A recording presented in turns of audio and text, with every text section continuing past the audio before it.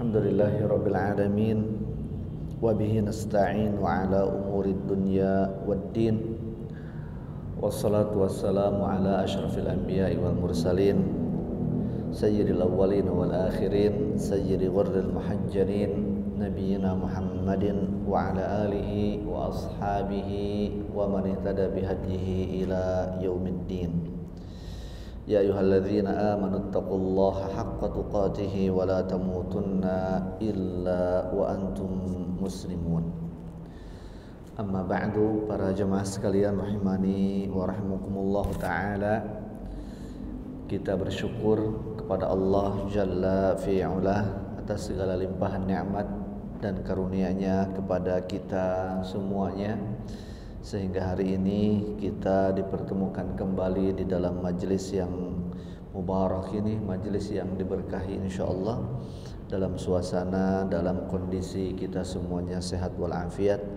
Semoga kita semuanya digolongkan oleh Allah Subhanahu wa taala termasuk hamba-hambanya yang bersyukur.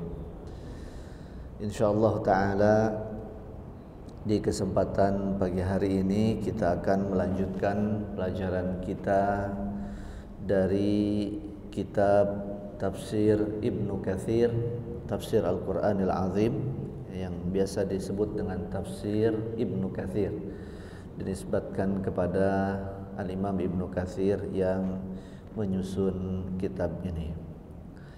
Dan kita tengah membahas tentang kenikmatan yang diberikan oleh Allah Subhanahu wa taala kepada Rasulullah dan kepada kita sebagai umatnya, yaitu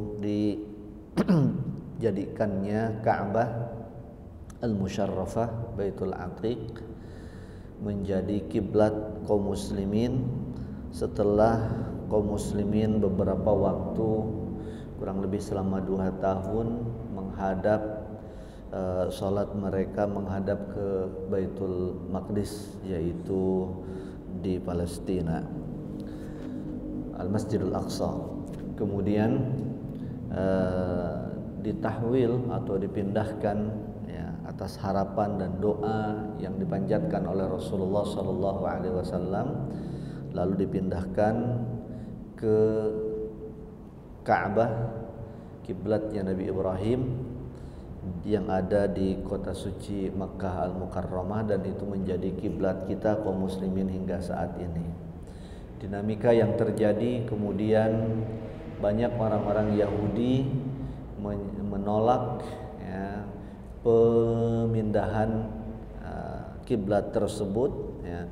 Namun sesungguhnya sejatinya mereka mengetahui apa yang terjadi dengan pemindahan kiblat ini, karena sesungguhnya Allah Subhanahu wa taala telah mengisyaratkan hal ini di dalam kitab-kitab mereka ya, di dalam kitab suci mereka, bahwa nabi yang terakhir, Nabi Muhammad sallallahu alaihi wasallam itu akan berkiblat ke Baitul Maqdis, kemudian berpindah ke Ka'bah Al-Musyarrafah. Jemaah sekalian rahimani wa rahimakumullah taala jami'an. Kemudian kiblat Ka'bah ini secara simpulnya bahwa ketika kita berada di Masjidil Haram, di dalam masjid, maka ketika kita menghadap di dalam salat kita harus tepat menghadap ke dalam bangunan Ka'bah ya.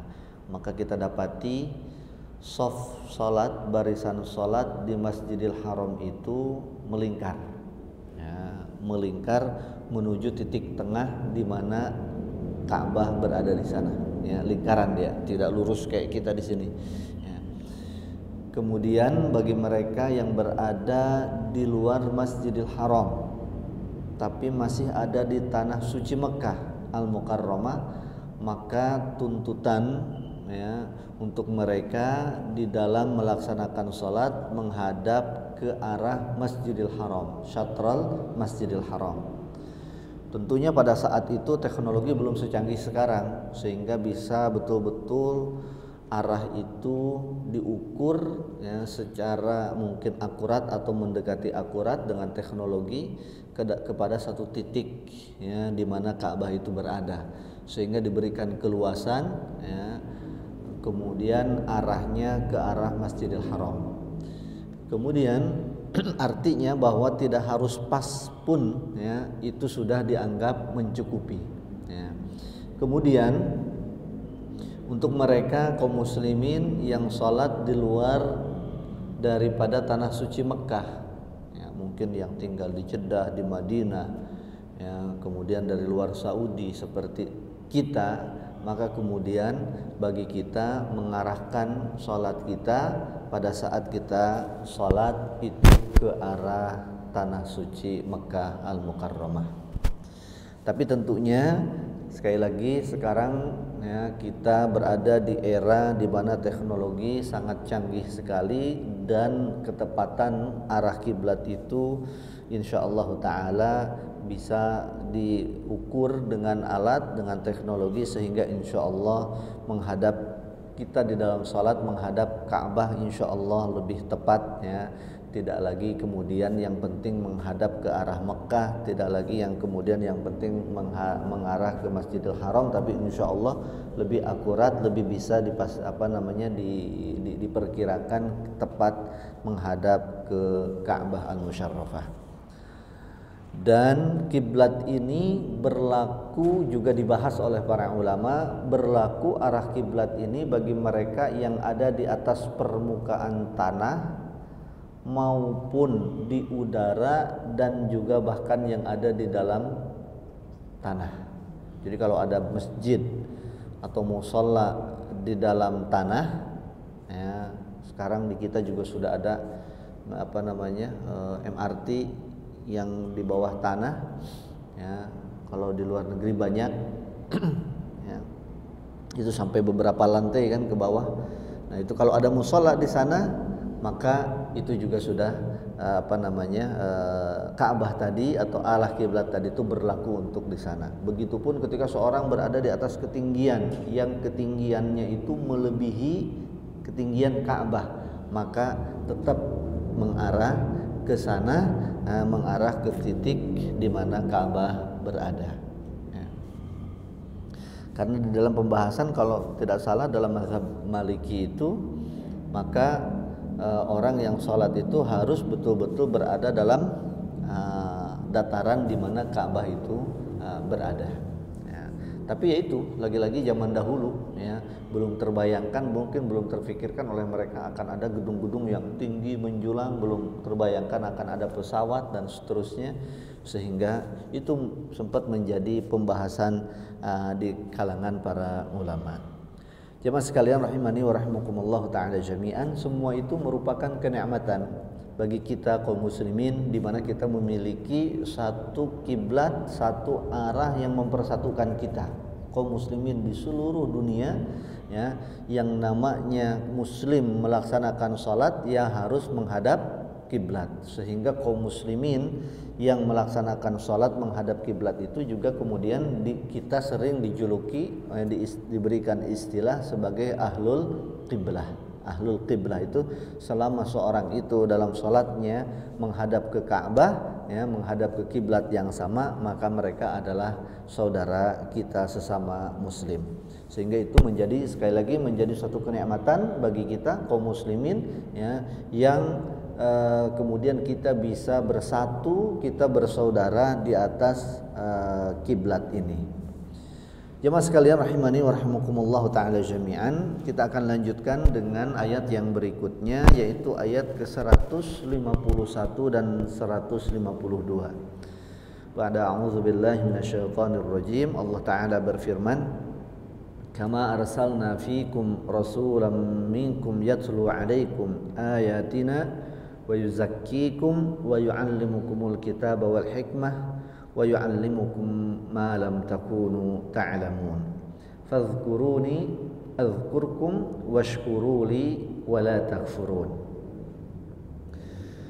Sebagaimana kami telah mengutus ya, kepada kalian seorang rasul dari kalian, dari golongan kalian, yang membacakan kepada kalian ayat-ayat kami dan mensucikan kalian, mengajarkan kepada kalian Alkitab yakni Al-Qur'an, wal hikmah dan hikmah yakni sunnah, wa yu'allimukum ma lam takunu ta'lamun, dan mengajarkan kepada kalian segala sesuatu yang belum kalian ketahui.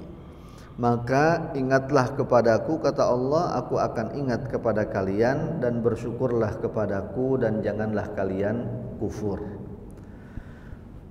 Kata Imam Ibnu Katsir rahimahullahu taala, di dalam ayat ini Allah taala mengingatkan kepada kita para hambanya, orang-orang yang beriman, atas apa yang Allah Subhanahu wa taala karuniakan kepada mereka, kenikmatan yang besar, yaitu diutusnya Rasulullah Muhammad sallallahu alaihi wasallam untuk kita, untuk kaum muslimin, yang dimana beliau alaihi salatu wassalam membacakan kepada kita, kepada mereka kaum mukminin, ayat-ayat Allah Subhanahu wa taala yang memberikan kejelasan, yang menjadi pedoman di dalam kita mengarungi kehidupan ini, dan mensucikan mereka, mensucikan kita semua dari akhlak-akhlak yang buruk, dari jiwa-jiwa yang buruk, ya, dari hawa nafsu yang tercela, ya, dan pekerjaan atau perilaku jahiliyah. Mengeluarkan kita semua dari semua itu, dari kegelapan itu kepada cahaya, ya. Beliau alaihi salatu wassalam mengajarkan Al-Quran, Alkitab yakni Al-Quran, wal hikmah, dan mengajarkan sunnah.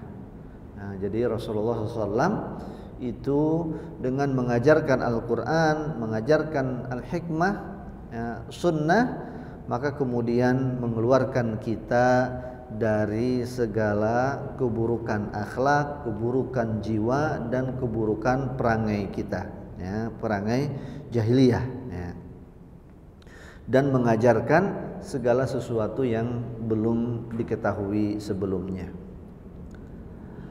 Orang-orang pada saat itu ada di dalam kehidupan jahiliyah, ya, akhlak mereka akhlak jahiliyah. Kemudian kalau mereka berkata dengan perkataan yang kotor, kalau mereka kemudian berbuat perbuatan yang berdasarkan kepada hawa nafsu, ya, dan seterusnya, yang semua itu dirubah oleh Rasulullah SAW, ya, dengan Al-Quran, dengan Sunnah, menjadikan mereka ada di dalam cahaya keimanan, cahaya ilmu pengetahuan, cahaya akhlak, sehingga perilaku mereka dan perbuatan serta perkataan mereka menjadi perkataan yang baik, menjadi orang-orang yang penuh dengan ilmu, penuh dengan kemuliaan.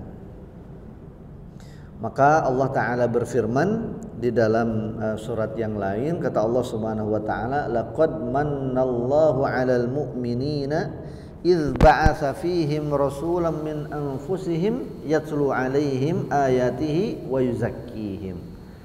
Sungguh Allah Subhanahu wa Ta'ala telah memberikan karunia kepada orang-orang mukmin. Karunianya apa? Idz ba'atsa fihim rasulan. Ketika Allah Subhanahu wa Ta'ala mengutus kepada mereka seorang rasul min anfusihim, dari golongan mereka.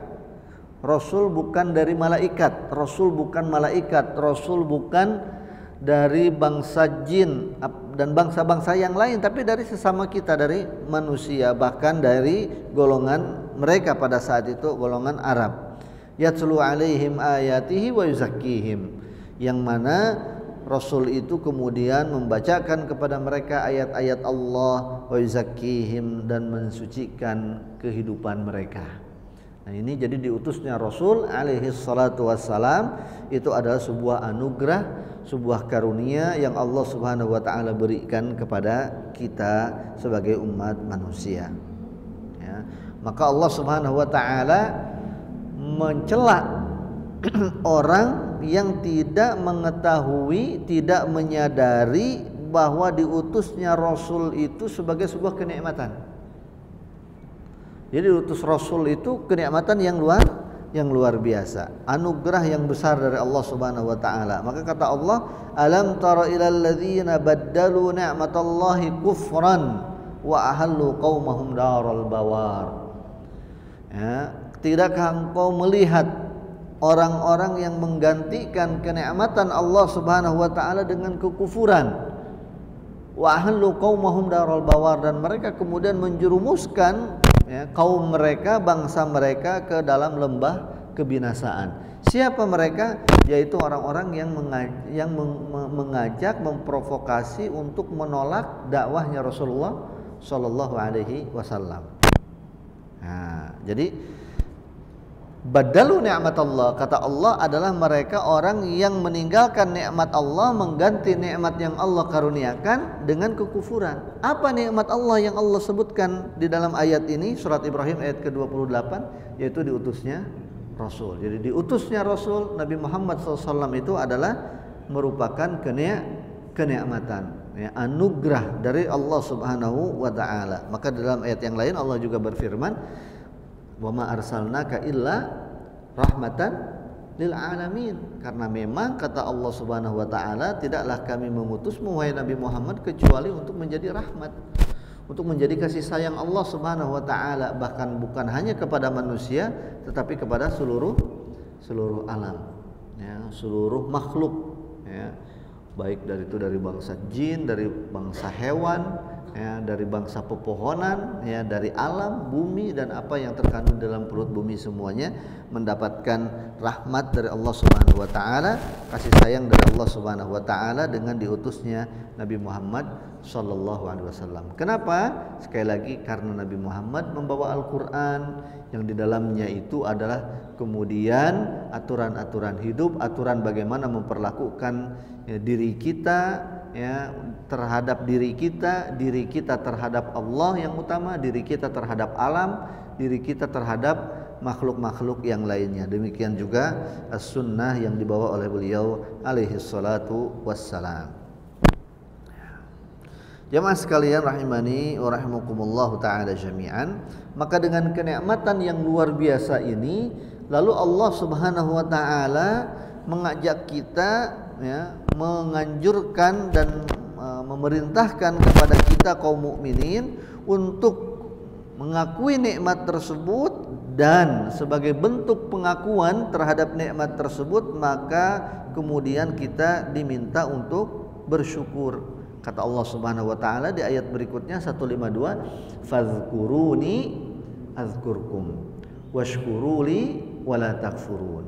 Karena nikmat yang luar biasa tadi itu, maka kata Allah Subhanahu wa taala, fadzkuruni, oleh karenanya kalian harus selalu ingat kepadaku, dan ketika kalian ingat kepadaku, aku akan ingat kepada kalian. Washkuruli, dan bersyukurlah untukku, dan janganlah kalian kufur, atau mengingkari.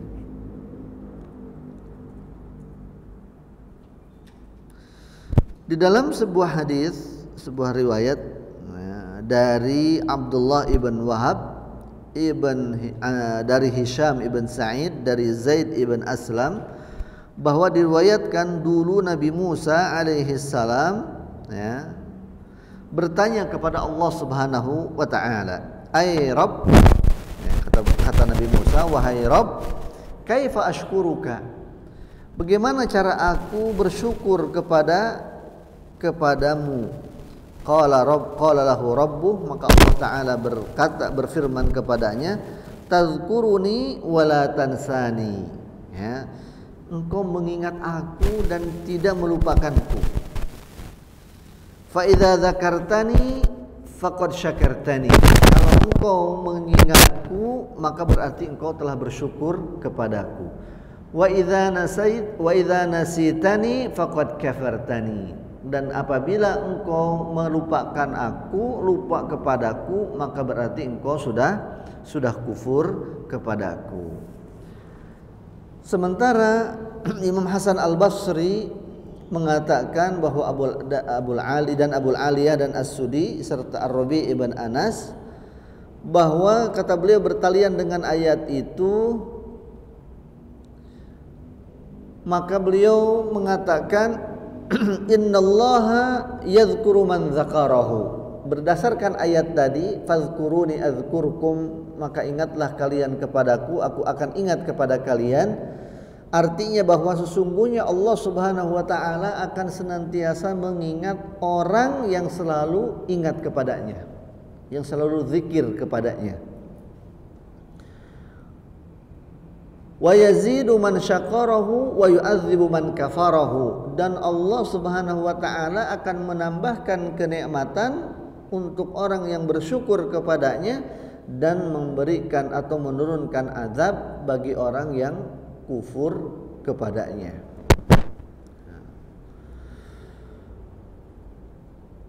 Jadi ayat ini ya, merupakan apa ya, balau bahasa kita, kayak Allah Ta'ala memberikan sebuah gambaran kepada kita akan adanya hukum sebab akibat. Ya. Fazkuruni azkurkum. Kalau kalian ingat kepadaku, aku akan ingat kepadamu. Ya. Orang yang ingat kepada Allah, maka Allah akan ingat kepadanya. Orang yang bersyukur kepada Allah, maka Allah akan menambahkan nikmat kepadanya. Orang yang kufur kepada nikmat Allah, maka Allah akan menurunkan azab kepadanya. Jadi adanya azab karena orang kufur terhadap nikmat yang tidak bersyukur. Adanya nikmat orang itu semakin banyak, semakin bertambah karena orang itu bersyukur. Allah selalu perhatian dalam tanda petik mengingat seseorang dalam kondisi apapun tatkala orang itu ingat kepada Allah Subhanahu wa taala. Jadi apa yang terjadi kepada diri seseorang kaitan dengan nikmat, kaitan dengan azab, kaitan dengan perhatian Allah kepada orang tersebut itu tergantung kepada dia. Fazkuruni azkurkum washkuruli wala takfurun. Sebagian ulama salaf, ulama terdahulu ya, mengatakan ya, dalam atau menafsirkan ketika dalam firman Allah Subhanahu wa taala, ittaqullaha haqqa tuqatih, bahwa maksudnya adalah taatilah Allah dan janganlah bermaksiat kepadanya. Ingatlah kepada Allah, janganlah kemudian lupa kepadanya. Bersyukurlah kepada Allah dan janganlah kemudian kufur atas nikmatnya. Ini ayat yang semisal. Ya, ittaqullaha haqqa tuqatih, ayat yang semakna. Jadi ketika orang itu ingat kepada Allah, syukur kepada nikmat Allah, tidak kufur kepada nikmat Allah, maka dia itu adalah orang yang bertakwa dengan sebaik-baiknya takwa. Nah, ini yang disimpulkan kemudian oleh kita dari apa yang disampaikan oleh Al-Imam Ibnu Katsir rahimahullahu taala, sebagaimana ini beliau nukil dari perkataan para ulama salaf, ulama-ulama terdahulu.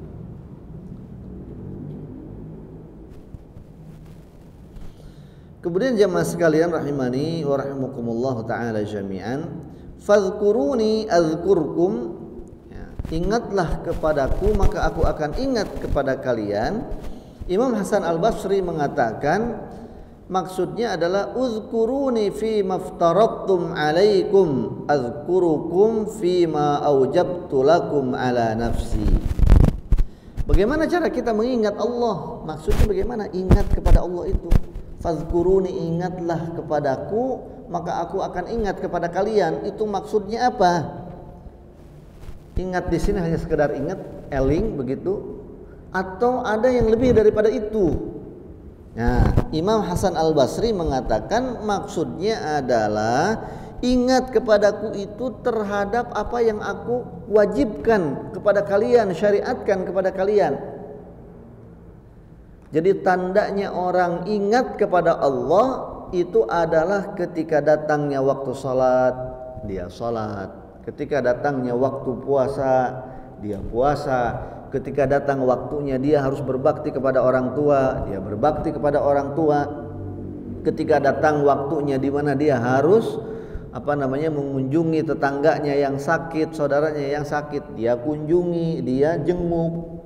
Ya, semua syariat-syariat Allah, ketika seseorang itu ingat atau menjalankan syariat yang Allah Subhanahu wa taala syariatkan, wajibkan, haruskan kepada mereka, azkurukum fima aujabtu lakum ala nafsi, maka sebagai balasannya Allah Subhanahu wa taala akan memberikan balasan yang telah aku sebutkan, ya, telah aku wajibkan, kata Allah Subhanahu wa taala, atas diriku untuk kalian.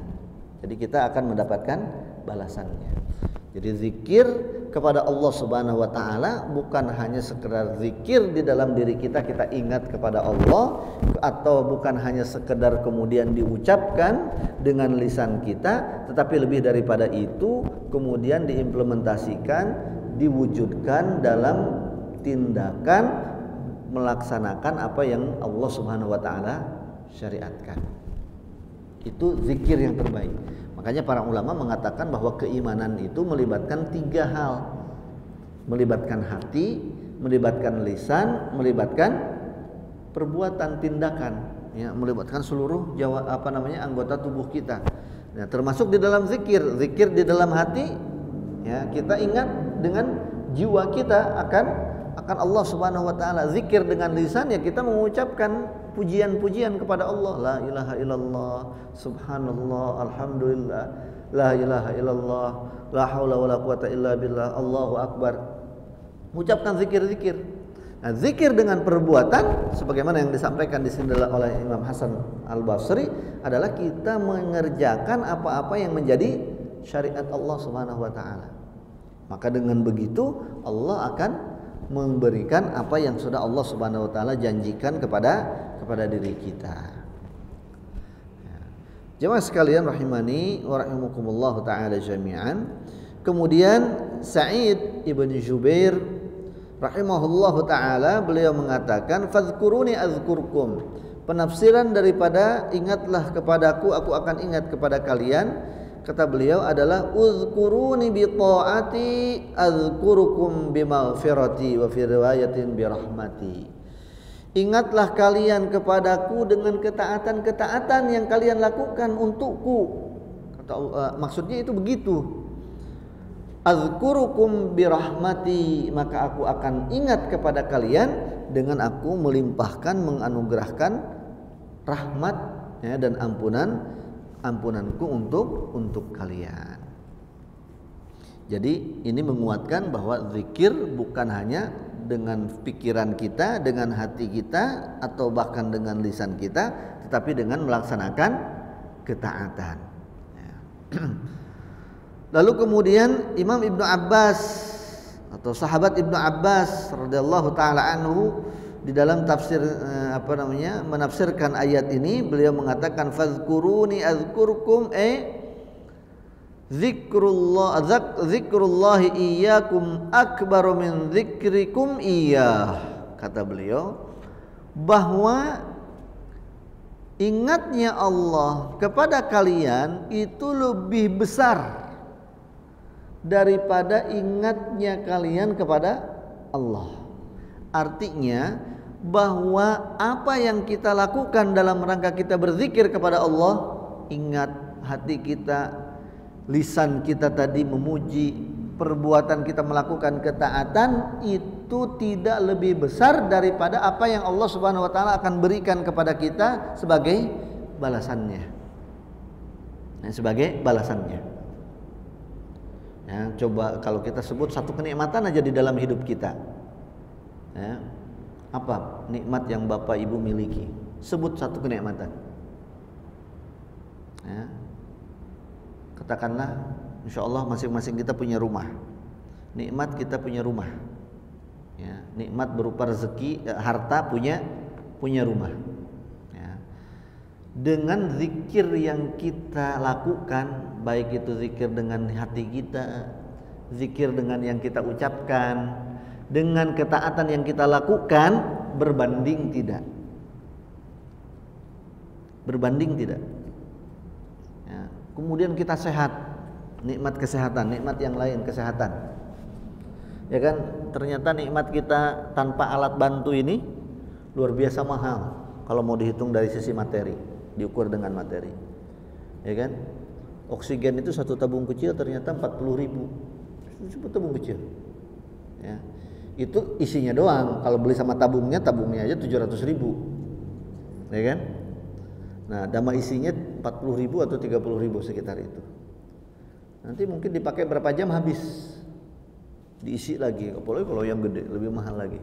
Coba kita berjam-jam tiap hari selama hidup ini, ya kan? Nah, berbanding enggak dengan zikir kita? Mana yang lebih besar? Zikir kita atau nikmat yang Allah berikan kepada kita? Nah, itu kata siapa tadi? Kata Ibnu Abbas. Ya, zikrukum, ya, zikrullahi iyyakum akbaru min zikrikum iyyahu.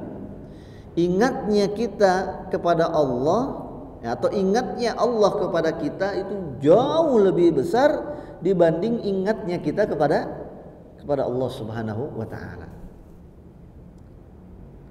Nah, dalam posisi kita zikirnya kayak tadi itu, yang masing-masing kita tentunya beda-beda, diukur sendiri-sendiri, ya kan? Coba kita jujur kepada diri kita, katakan kepada diri kita, hari ini kita sudah zikir berapa kali dengan hati kita, ingat sama Allah berapa kali, berapa saat. Dengan lidah kita sudah berapa kali, berapa zikir yang kita baca. Dengan perbuatan kita sudah berapa ketaatan yang kita lakukan, ya, untuk Allah Subhanahu wa taala. Mungkin kita bisa hitung. Sementara nikmat yang Allah berikan kepada kita, padahal zikir kita cuma sedikit. Artinya kalau kita naikkan tuh volumenya, kuantitinya zikir kita, dan tentunya kualitinya juga, kuantiti dan kualitinya kita naikkan. Semakin banyak kita zikirnya, ya, semakin banyak ucapan zikirnya, semakin banyak ketaatannya, maka secara otomatis juga nikmatnya juga akan naik.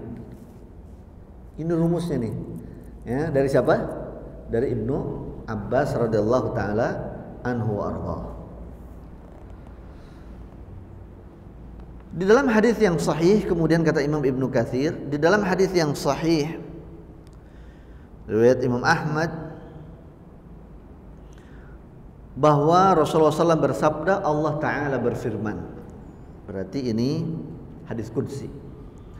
Kata Allah Subhanahu wa taala, "Man dzakarani fi nafsihi dzakartuhu fi nafsi." Barang siapa yang mengingat aku dalam dirinya, dalam kesendirian dia ingat aku, dzakartuhu fi nafsi, maka akan aku ingat ketika dia di dalam kesendirian. Akan aku ingat di dalam diriku, kata Allah. Wa man dzakarani fi mala'in dzakartuhu fi mala'in khairun minhu atau khairin minhu.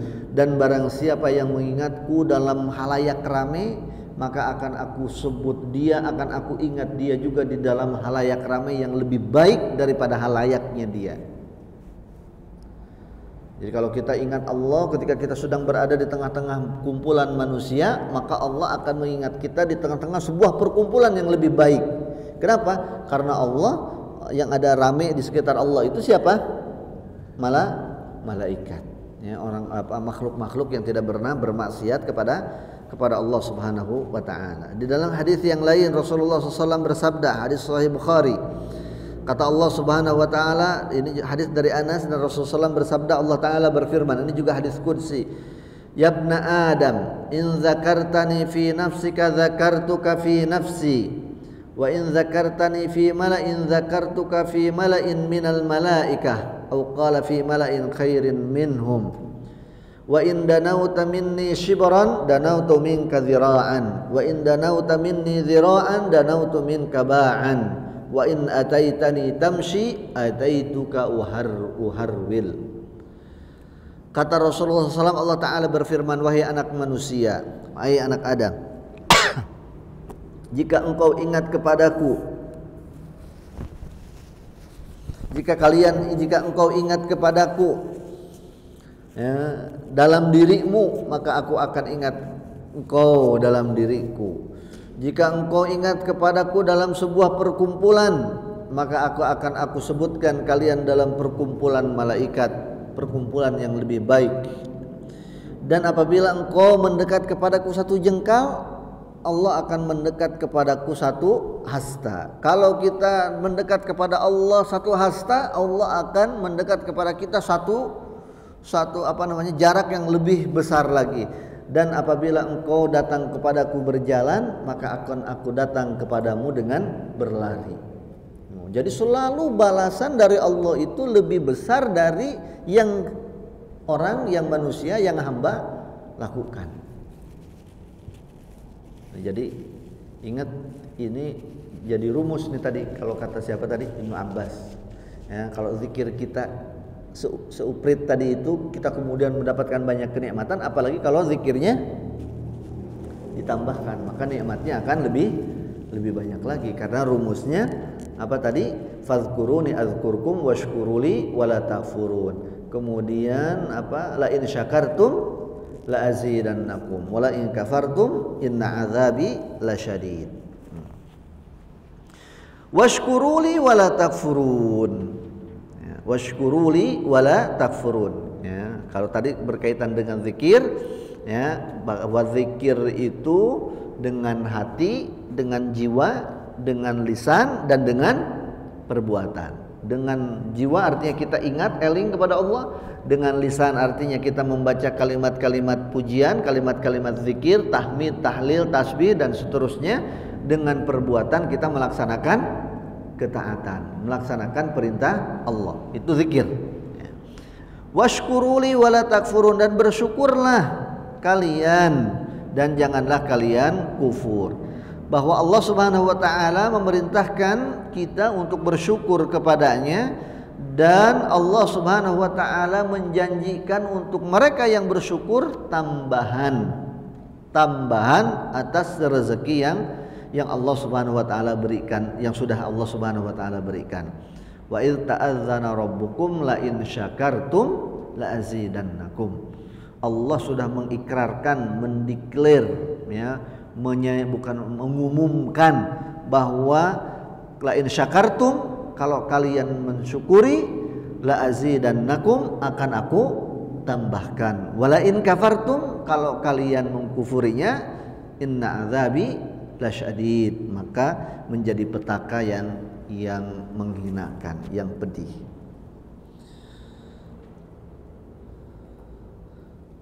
Kemudian Imam Ibnu Katsir di sini menutup penafsirannya untuk ayat yang ke-152 ini dengan sebuah riwayat yang ada di dalam Musnad Imam Ahmad, ya, dalam riwayat Imam Ahmad dan sanadnya sahih, bahwa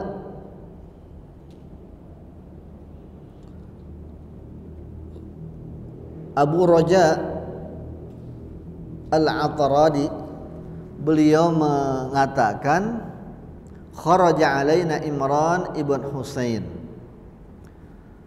Imran ibn Husain itu menghadap, ya, atau beliau keluar rumahnya, ya, menghampiri sahabat-sahabatnya, wa alaihi mitrab min khuzzin lam narahu alaihi qabla dzalika wala ba'dah.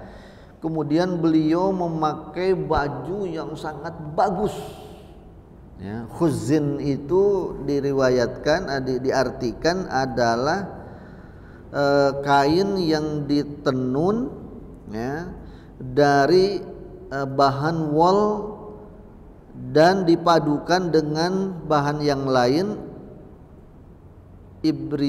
ibrisim. Saya tidak paham ini ibrisim ini apa, jenis kain, ya. Pokoknya menandakan mewahnya kain tersebut, ya.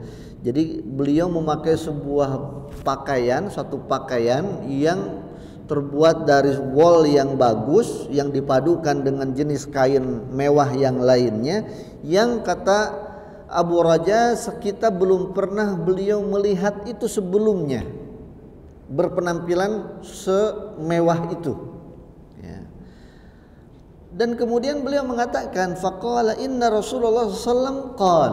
Kata beliau, melihat orang-orang itu gumun. Gumun itu apa ya bahasa kitanya? Heran kali ya. Ya.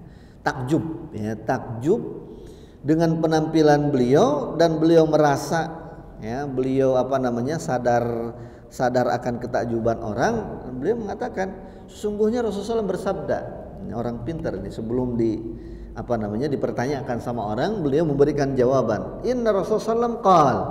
Kata beliau, sungguhnya Rasulullah SAW bersabda, man an'amallahu alaihi ni'matan fa innallaha yuhibbu an yara athara ni'matihi ala khalqihi.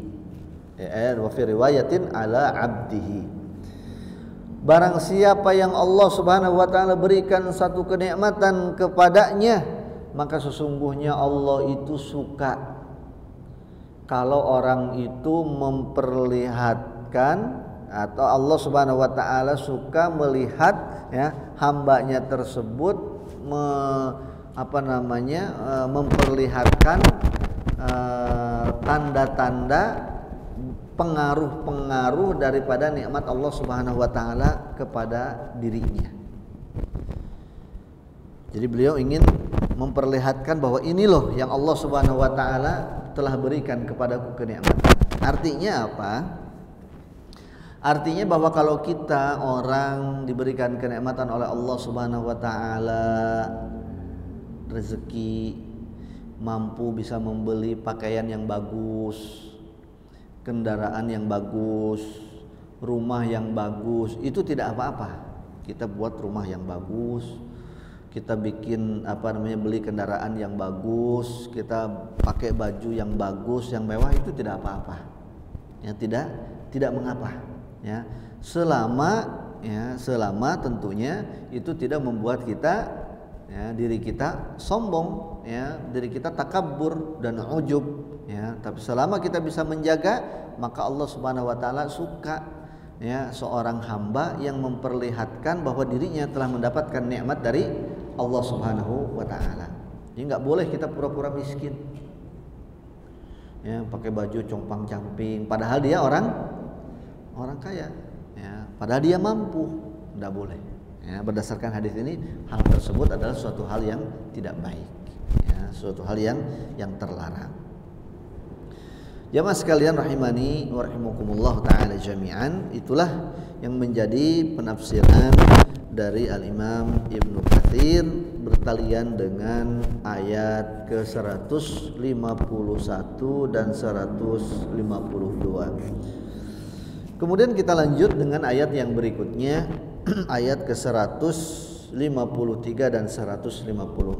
Allah Ta'ala berfirman, ya ayyuhalladzina amanu ista'inu bis-sabri was-salah innallaha ma'as-sabirin wa la taqulu liman yuqtalu fi sabilillahi amwat bal ahya'un walakin la tash'urun. Kata Allah Subhanahu wa taala, hai orang-orang yang beriman, memohon pertolonganlah kepada Allah dengan sabar dan salat, sesungguhnya Allah bersama orang-orang yang sabar. Dan janganlah kalian mengatakan untuk orang yang gugur di jalan Allah itu mati, karena sesungguhnya mereka itu hidup, akan tetapi kalian tidak mengetahuinya. Kata Imam Ibnu Katsir, ketika Allah Subhanahu wa taala mengatakan di ayat yang sebelumnya memerintahkan kepada kita untuk bersyukur, ya, fazkuruni azkurkum washkuruli wala takfurun tadi, ya, untuk bersyukur kita kepada Allah Subhanahu wa taala, maka di dalam ayat yang berikutnya ini Allah taala menjelaskan kepada kita tentang kesabaran. Berbicara tentang kesabaran, dan agar kita meminta tolong, ya, kepada Allah, memohon pertolongan kepada Allah dengan sabar dan salat. Mengapa demikian? Mengapa tadi habis syukur kemudian berbicara sabar dan pertolongan? Karena sejatinya kehidupan manusia itu ada dua warna. Ya, ada dua rasa di dalam kehidupan manusia itu, yaitu rasa senang dan rasa sedih. Ada mudah, ada susah. Ada nikmat, ada siksa, ada bencana. Nah, jadi orang itu harus bisa bersyukur ketika mendapatkan kenikmatan. Dan tadi kita sudah bahas, bahkan di antara bentuk kesyukuran itu kita memperlihatkan di dalam penampilan kita apa yang menjadi nikmat Allah. Nah, maka harus bersyukur. Seorang itu harus bersyukur ketika mendapatkan nikmat. Sebaliknya, ketika seseorang mendapatkan musibah, nikmah, ya, maka dia harus bersabar. Ya, harus bersabar. Sejatinya sekali lagi kehidupan manusia itu ada dua warna, ada dua rasa, dan dua-duanya hakikatnya adalah ujian dari Allah Subhanahu wa taala. Ada orang yang diuji dengan nikmat, ada orang yang diuji dengan nikmat. Ya, pakai qaf, nikmat pakai ain, ada yang pakai qaf, nikmat. Ya, artinya kebalikan daripada nikmat. Ya, kesusahan. Ada orang yang diuji dengan kekayaan, ada orang yang diuji dengan kemiskinan. Ada orang yang diuji dengan kebahagiaan, ada orang yang diuji dengan kesedihan. Ya, selalu begitu. Dua warna ini, ya. Dua warna ini selalu ada di dalam kehidupan seseorang. Maka ketika seseorang ada di atas kenikmatan, kesenangan, dia harus bersyukur, ya, sehingga itu menjadi kebaikan untuknya. Ketika seseorang itu ada di atas musibah, ada di atas kesedihan, ada di atas kesusahan, maka dia harus bersabar, maka itu pun akan menjadi kebaikan untuknya. Sebagaimana di dalam hadis dikatakan oleh Rasulullah sallallahu alaihi wasallam dalam hadis Sahih Muslim, ajaban, kata Rasulullah SAW, li amril mu'min, sungguh menakjubkan perkaranya kehidupan orang mukmin. Nah, kenapa demikian? Kenapa menakjubkan? Karena kata Rasulullah SAW, tidak ada urusan seorang mukmin yakdillahu lahu qadha illa kana khairan lahu. Allah Subhanahu wa taala menakdirkan kepadanya satu takdir, apapun itu akan menjadi kebaikan untuknya. In asabathu sarra fasyakar. Kalau yang menjadi takdir Allah Subhanahu wa taala itu dia bahagia, banyak duitnya, sehat badannya, anak-anaknya sukses, keluarganya, rumah tangganya harmonis, bahagia dia, fasyakar, dia bersyukur orang mukmin. Kana khairan lahu, maka itu akan menjadi kebaikan untuknya. Wa in asabathu dharra fasabar.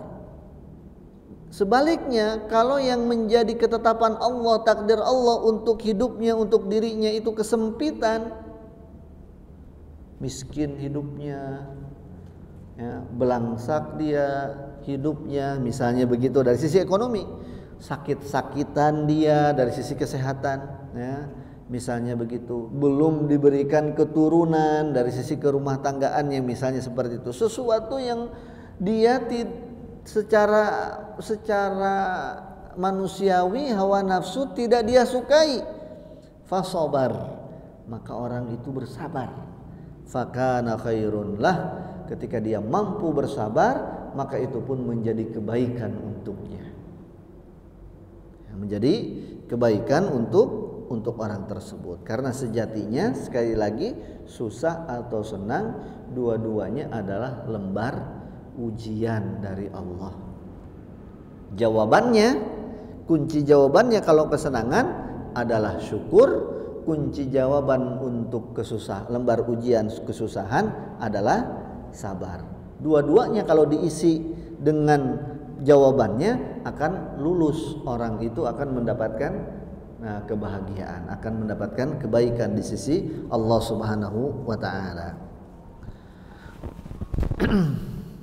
Dan kemudian Allah Subhanahu wa taala menjelaskan di sini bahwa hal yang terbaik yang bisa kita pakai untuk kita memohon pertolongan kepada Allah Subhanahu wa taala ketika kita ditimpa musibah adalah kesabaran dan salat. Wasta'inu, mintalah pertolongan kepada Allah bis-sabri was-shalah, dengan kesabaran dan dengan salat. Ya.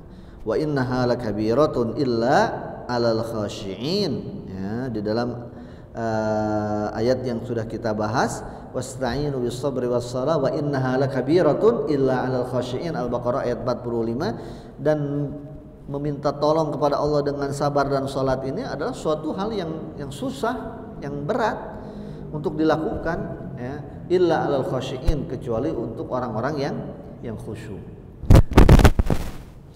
Di dalam hadis dikatakan bahwa Rasulullah Shallallahu Alaihi Wasallam itu idza hazabahu amrun shalla. Rasul kalau ditimpa musibah, ditimpa kesusahan, apa yang beliau lakukan? Salat. Obatnya itu salat. Memohon pertolongan kepada Allah dengan salat. Ya, jadi kalau kita ditimpa musibah, ditimpa kesusahan, ditimpa apapun, maka adalah jawabannya cara untuk kita keluar dari masalah tersebut adalah kita mendirikan salat. Salat sunnah. Kalau datang waktu salat wajib ya segera salat wajib.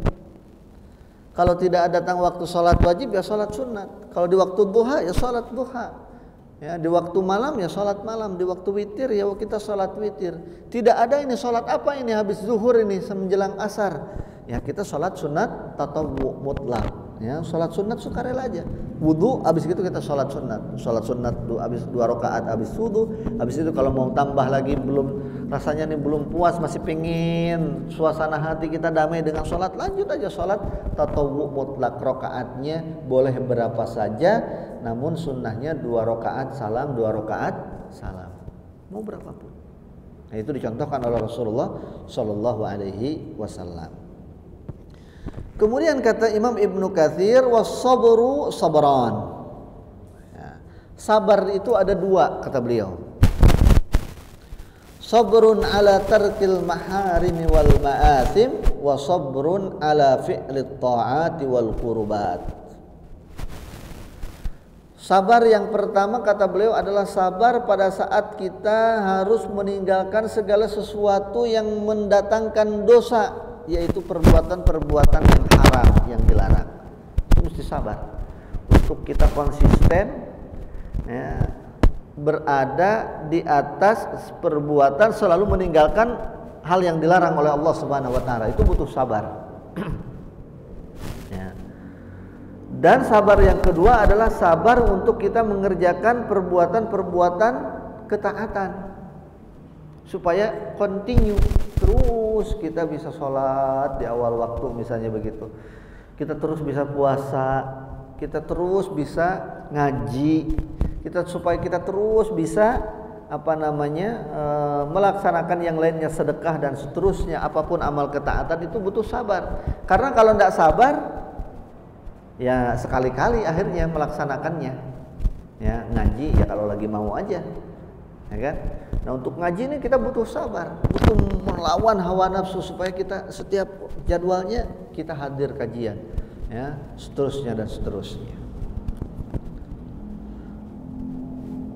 Wathani aktsaru thawaban li'annahu al-maqsud. Kemudian kata Imam Ibnu Katsir, dan sabar untuk melaksanakan ketaatan itu adalah lebih besar pahalanya. Kenapa? Karena itulah yang dimaksudkan untuk kita bersabar supaya kita terus melaksanakan ketaatan kepada Allah Subhanahu wa taala. Kemudian ada pendapat yang lain bahwa sabar itu ada 3 modelnya, ada 3 macamnya. Yang pertama seperti tadi adalah sabar supaya kita senantiasa meninggalkan maksiat kepada Allah Subhanahu wa taala. Yang kedua, sabar supaya kita terus-terusan continue berkesinambungan melakukan ketaatan kepada Allah Subhanahu wa taala. Jadi bukan angin-anginan tapi harus terus konsisten. Ya, dan sabar yang ketiga adalah ketika seseorang itu ditimpa musibah. Nah, jadi sabar yang ketiga ini yang terkenal di kalangan kita. Sabar, kata Allah bilang, sabar ya gitu. Kalau seorang dapat musibah biasanya baru kita kemudian diingatkan untuk sabar. Padahal sabar itu juga sabar supaya kita terus-terusan meninggalkan maksiat, sesuatu yang diharamkan. Sabar juga dibutuhkan supaya kita terus ya konsisten melaksanakan ketaatan kepada Allah Subhanahu wa taala.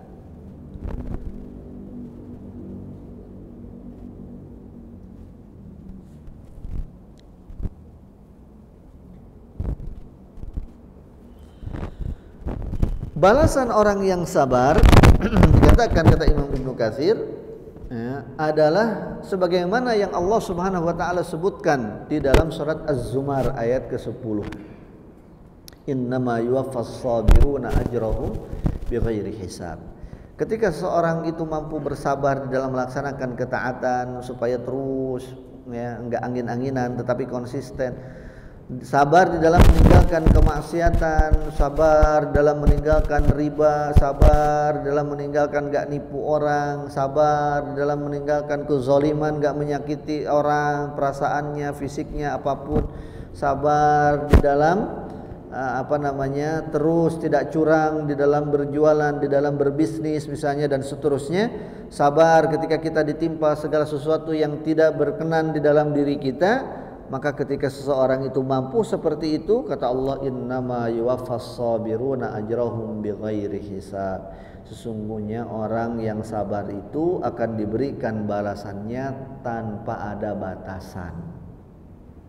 Ya, tanpa ada batas.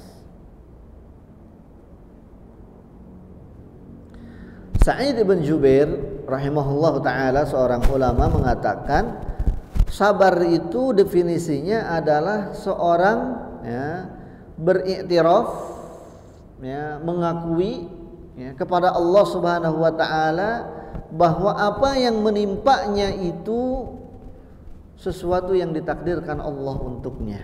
Dia sadar bahwa ini ketetapan Allah. Ma asabaka lam yakun liyukhti'aka wa ma akhta'aka lam yakun liyusibak. Kata Rasulullah SAW, apa yang menimpamu belum tentu karena kesalahanmu ya. Dan kesalahanmu belum tentu akan menjadi musibah untukmu ya. Jadi ketika terjadi musibah itu ya itu takdir Allah. Yang paling pertama itu takdir Allah, ketetapan Allah Subhanahu wa taala. Adapun kemudian hikmahnya, oh mungkin ini saya kurang sedekah, oh mungkin saya kurang beramal dan seterusnya, itu hikmah. Tetapi musibah itu terjadi adalah karena takdir Allah Subhanahu wa taala. Al-i'tiraf lillah bima asaba min. Itu jadi sabar itu yang pertama langkahnya adalah kita menyadari bahwa ini ketetapan Allah. Yang kedua, ihtisabuhu indallahi raja'a thawabihi. Kemudian dia nerima itu dan dia mengharap akan mendapatkan pahala dari apa yang dia terima itu, dari musibah itu. Dia mengharap hanya kepada Allah.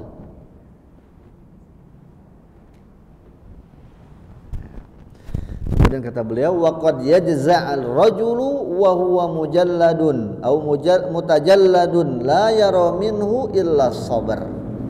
Tapi terkadang orang itu ada yang goncang, enggak kuat. Padahal ketika dia tidak sabar, itu tidak akan merubah apa yang sudah terjadi.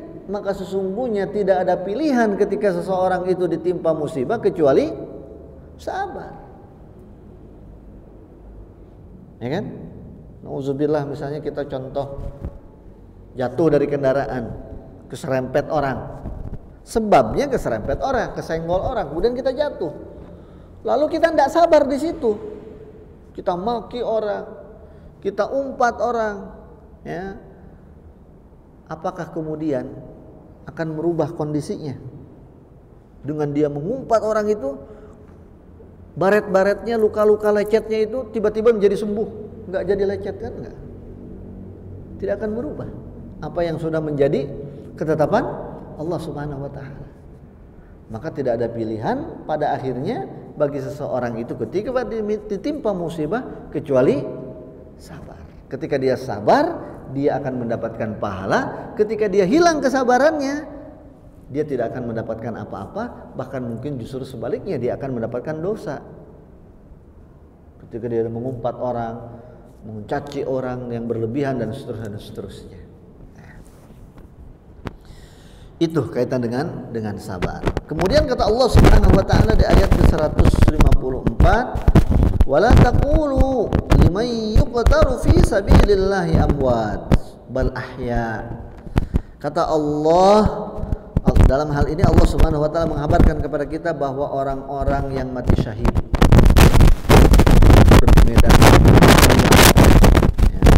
saat ini kita di Gaza harus terus kita dukung dengan doa kita, dengan harta kita berbagi. Mereka itu diblokir, dan seterusnya. Kasihan saudara-saudara kita, mereka diberikan kekuatan, kesabaran, dan terus kita berdonasi untuk mereka karena mereka sangat membutuhkan. Bahwa orang-orang yang meninggal di jalan Allah, mati syahid, kata Allah Subhanahu wa taala, sesungguhnya mereka itu tidak mati. Di alam barzahnya mereka itu hidup dan mereka mendapatkan kenikmatan. Di dalam hadis Sahih Muslim, ya, dulu kita bahas sebelum kita membahas tafsir Ibnu Katsir, kita membahas kitab Ar-Riyadhun Nadhirah fi Sahih Daril Akhirah, berbicara tentang hadis kitab itu kodifikasi ayat-ayat dan dalil-dalil yang sahih tentang kehidupan setelah kematian. Nah, berbicara tentang arwah, ada hadis dalam Sahih Muslim bahwa kata Rasulullah SAW, arwahnya orang-orang yang mati syahid itu ditempatkan oleh Allah di paruh-paruh burung yang berwarna hijau, yang mereka bisa terbang mengelilingi surga sesuka semau orang yang mati syahid itu. Dan ketika mereka selesai memutari surga, keliling-keliling di surga, burung itu akan kemudian kembali hinggap, ya, di sarangnya, yang sarangnya itu bergantung di bawah arasy-Nya Allah Subhanahu wa taala. Lalu Allah Subhanahu wa taala bertanya, mendatangi mereka, dan Allah Maha tahu tentang jawaban apa yang akan mereka sampaikan. Kata Allah, apakah kalian ada permintaan? Maka mereka mengatakan, ya Rabbana wa ayyu syai'in nabghi wa qad a'taitana ma lam tu'ti ahadan min khalqik. Ya Allah, apalagi yang mau kita inginkan? Sementara Engkau baru saja memperlihatkan kepada kami kenikmatan-kenikmatan yang tidak pernah Engkau berikan kepada siapapun dari makhlukmu, dari hamba-Mu. Maksudnya baru pulang dari surga, keliling-keliling lihat kenikmatan yang akan mereka nikmati di kemudian hari, pada hari kiamat nanti. Maka Allah Subhanahu wa taala kembali memberikan tawaran kepada mereka, apakah kalian ada sesuatu yang diinginkan? Mereka kembali menjawab dengan jawaban tadi. Untuk ketiga kalinya Allah Subhanahu wa taala memberikan tawaran, apakah kalian ada sesuatu yang kalian harapkan, yang kalian inginkan, yang kalian butuhkan? Maka ketika Allah Subhanahu wa taala mengulang-ulang, ya, penawarannya itu, falamma ra'au annahum la yutraku min an yas'alu, mereka menyadari, mereka berpikir, oh kalau begitu berarti kita minta apapun pasti dikasih nih sama Allah, ya kan? Pasti nih dikasih nih, ya. Maka apa kata mereka? Qalu, akhirnya mereka memohon satu permintaan, nuridu an taruddana ila darid dunya fanuqatilu fi sabilika hatta nuqtala fika marratan ukhra. Ya Allah, kalau begitu ada satu permintaan kami. Kami ingin Engkau mengembalikan kami ke dunia, ke dalam kehidupan dunia, agar kami dapat berjuang kembali di jalan-Mu hingga kami gugur di jalan-Mu untuk yang kedua kalinya. Maka ketika Allah Subhanahu wa taala mendengar permintaan mereka seperti itu, dan Allah Maha tahu bahwa mereka akan meminta seperti itu, Allah Ta'ala berfirman, inni katabtu annahum ilaiha la yurja'un. Kata Allah, sudah aku buat satu ketetapan hukum, ya, bahwa kalau kalian sudah mati dari kehidupan dunia tidak akan bisa balik lagi, maka tidak dikabulkan permohonan itu. Jadi nggak ada namanya mati balik lagi ke dunia, nggak ada. Walaupun matinya mati timun juga nggak ada. Ya, mati suri itu, ya nggak ada, ya, nggak ada. Jadi nggak ada. Yang namanya udah meninggal, ya Allah nggak bakal kasih balik ke dunia. Ya. Jadi orang yang katanya sudah mati terus balik lagi terus cerita-cerita itu perlu dipertanyakan itu. Dia mungkin lagi halu kali itu. Ya. Ya, karena ini hadisnya sahih. Hadisnya sahih, ya, riwayat Muslim. Jadi jemaah sekalian rahimanillah, bal ahya, kata Allah Subhanahu wa taala, orang yang mati syahid itu hidup, yurzaqun, mendapatkan kenikmatan di sisi Allah Subhanahu wa taala, mereka mendapatkan kehormatan, ya, mereka mendapatkan kemuliaan, pengagungan di sisi Allah Subhanahu wa taala. Jemaah sekalian rahimani wa rahimakumullah taala jami'an, itulah penafsiran daripada ayat ke-153 dan 154. Kita lanjutkan dengan ayat berikutnya, ayat 155 hingga 157. Allah Ta'ala berfirman, وَلَنَبْلُوَنَّكُمْ بِشَيْءٍ مِنَ الْخَوْفِ وَالْجُوعِ وَنَقْصٍ مِنَ الْأَمْوَالِ وَالْأَنفُسِ وَالثَّمَرَاتِ وَبَشِّرِ الصَّابِرِينَ الَّذِينَ إِذَا أَصَابَتْهُمْ مُصِيبَةٌ قَالُوا إِنَّا لِلَّهِ وَإِنَّا إِلَيْهِ رَاجِعُونَ أُولَئِكَ عَلَيْهِمْ صَلَوَاتٌ مِّن رَّبِّهِمْ وَرَحْمَةٌ وَأُولَئِكَ هُمُ الْمُهْتَدُونَ. Kata Allah, dan niscaya kami akan menguji mereka atau menguji kalian dengan sedikit perasaan takut, rasa lapar, sedikit rasa lapar dan kekurangan harta dan jiwa dan buah-buahan, maka berikanlah kabar gembira bagi orang-orang yang sabar. Orang-orang yang tatkala ditimpa musibah mereka mengatakan kalimat istirja, inna lillahi wa inna ilaihi raji'un, sesungguhnya kami ini milik Allah dan kami ini akan kembali kepadanya. Merekalah orang-orang yang akan mendapatkan salawat dari Rabb mereka dan mendapatkan rahmat, dan mereka akan orang-orang yang mendapatkan petunjuk. Nah, ini bagaimana nih penafsiran dari 3 ayat ini? Kata Imam Ibnu Katsir, Allah Ta'ala mengabarkan di dalam ayat tersebut bahwa Allah akan menguji para hambanya. Ya, Allah akan ngetes mereka, hamba-hambanya manusia ini. Sebagaimana Allah Ta'ala mengatakan di dalam ayat yang lain, surat Muhammad ayat ke-31, kata Allah, وَلَنَبْلُوَنَّكُمْ حَتَّى نَعْلَمَ الْمُجَاهِدِينَ مِنْكُمْ وَالصَّابِرِينَ وَلَنَبْلُوَنَّكُمْ حَتَّى نَعْلَمَ الْمُجَاهِدِينَ مِنْكُمْ وَالصَّابِرِينَ وَلَنَبْلُوَ أَخْبَارَكُمْ. Kata Allah Subhanahu wa taala, dan kami pasti akan menguji kalian hingga kami mengetahui siapa orang yang benar-benar berjihad di antara kalian dan siapa yang sabar.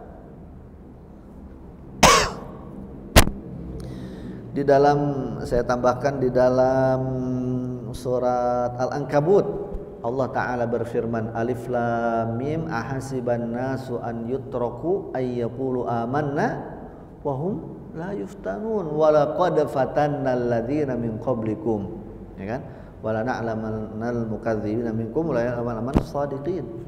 Kata Allah Subhanahu wa taala, Alif Lam Mim, apakah orang itu mengira bahwa ketika dia menjadi orang mukmin, dekat dengan Allah, merasa dirinya dekat dengan Allah Subhanahu wa taala, lalu hidupnya tidak diuji. Tidak, kata Allah.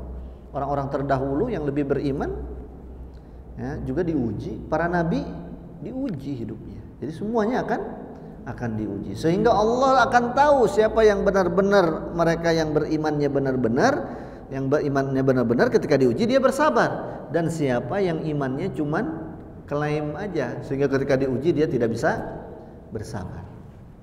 Itu dalam surat Al-Ankabut. Ya, nanti kita insyaallah akan sampai ke di juz keberapa ya surat Al-Ankabut. Masih jauh sekali.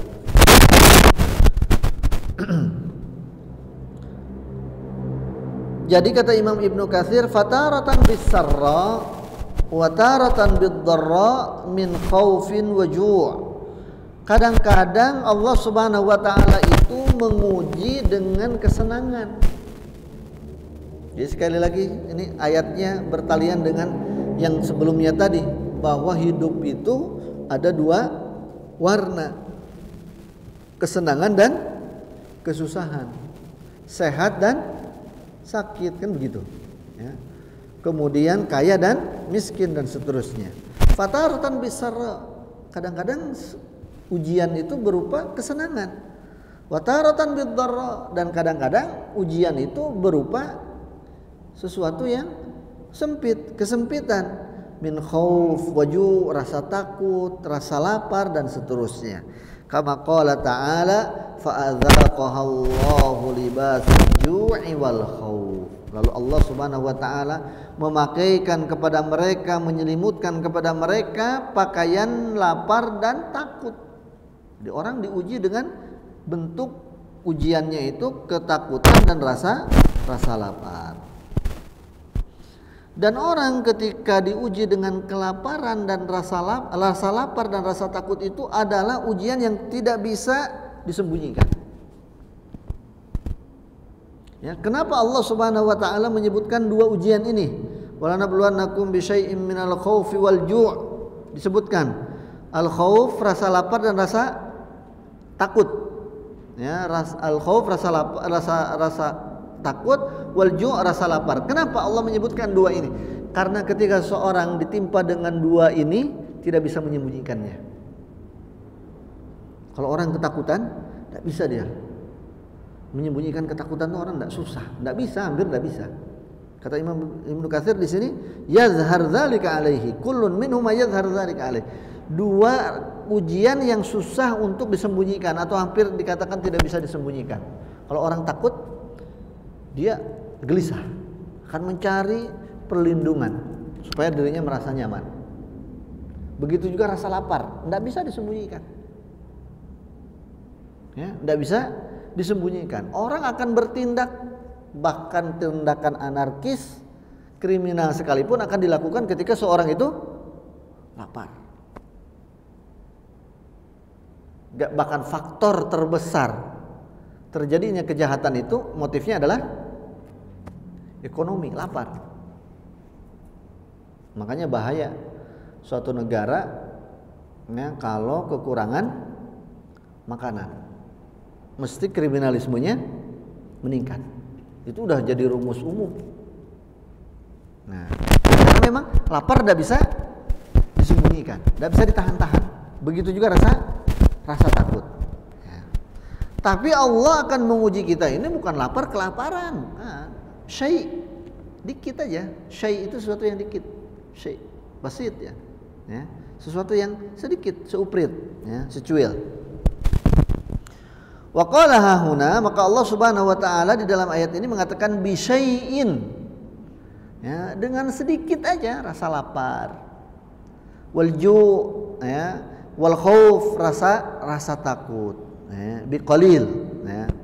Wa naqsim minal amwal, dan kurangnya harta. Ya. Kurangnya harta ini bisa jadi dia tidak dapat ketika dia berusaha, atau ketika dia sudah dapat kemudian hilang sebagiannya, lenyap lagi, hilang lagi. Ya. Entah itu mungkin dengan hilangnya itu dicuri orang, atau lepas misalnya di lautan sehingga tenggelam dan seterusnya. Al-muhim bahwa dia sudah mendapatkan kemudian dia lepas lagi. wa naqsim minal amwal. Wal anfus, dan dari jiwa, maksudnya adalah dengan meninggalnya orang-orang terdekat dengan kita, anak, pasangan, istri atau suami, ibu, bapak, ya, paman, ya, bibi, om, tante, ya, orang-orang terdekat, ya, orang-orang yang kita cintai. Wassamarat, dan dengan buah-buahan. Maksudnya apa? Maksudnya untuk para petani, bisa jadi ya, yang dia harapkan akan panen raya ternyata gagal panen, ya, gagal panen. Kebunnya kena serangan hama, ya, kena apa namanya wereng misalnya begitu, ya, kena hama tikus misalnya begitu, sehingga gagal panen atau panennya tidak maksimal. Padahal waktu berbuah bagus, mendekati waktu panen misalnya seperti itu. Ini salah antara bentuk-bentuk ujian yang sering terjadi di dalam kehidupan manusia.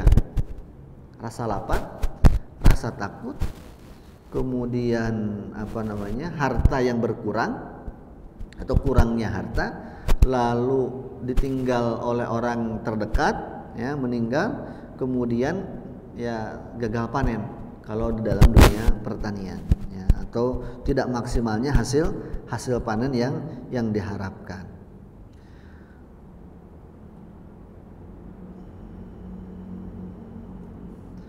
Semua ini sekali lagi menjadi bentuk ujian, ya, bagi sebagian orang yang diuji oleh Allah Subhanahu wa taala, yang kalau kemudian orang itu bersabar, Allah akan memberikan balasan, ganjaran kepadanya, pahala. Dan kemudian barang siapa yang tidak bersabar, maka Allah Subhanahu wa taala akan menimpakan akibatnya. Wa basyyiris sabirin, kata Allah Subhanahu wa taala, berikan kabar gembira untuk orang-orang yang sabar. Siapa orang-orang yang sabar itu? Ya. Orang-orang yang sabar yang diberikan oleh Allah Subhanahu wa taala balasan itu adalah yang pertama, alladzina idza asabathum musibatun qalu inna lillahi wa inna ilaihi raji'un. Mereka menghibur diri mereka dengan sebuah ucapan zikir. Istirja disebutnya. Istirja dalam istilah fikihnya itu istirja. Istirja itu mengembalikan diri, ya, mengembalikan. Ya, maksudnya mengembalikan diri kita kepada Allah, yaitu ucapan inna lillahi, sesungguhnya kami ini milik Allah, wa inna ilaihi raji'un, dan kami akan kembali kepadanya.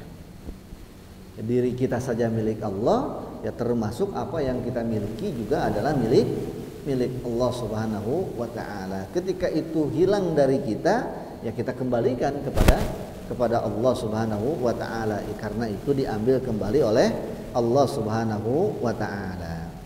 Ya, bahwa ya, seseorang itu menyadari apa yang menimpanya itu adalah ketetapan Allah, dan dia menyadari bahwa dirinya itu adalah milik Allah. Sang pemilik itu boleh melakukan apa saja terhadap yang dimilikinya. Ya, saya punya baju saya mau saya gantung paku boleh, mau gantungnya pakai hanger taruh di dalam lemari boleh, mau saya taruh di mana aja boleh, punya saya, ya, punya saya, ya kan? Nah begitu. Ya, maka mau dicuci, mau dikucek cucinya pakai tangan, ya boleh, mau masukin mesin cuci boleh, ya punya kita. Ya. Nah diri kita ini punya Allah. Allah mau apain kita aja terserah Allah Subhanahu wa taala. Bahwa ya, seseorang itu menyadari tidak ada yang tidak akan kembali kepada Allah, dan tidak ada yang luput dari Allah, apalagi pada hari kiamat nanti. Wa inna ilaihi raji'un, dan kita akan kembali kepada Allah Subhanahu wa taala. Orang yang seperti ini ketika ditimpa musibah, ulaika alaihim salawatun mir rabbihim, mereka akan mendapatkan ya salawat. Apa itu salawat? Mir rabbihim, dari Allah Subhanahu wa taala.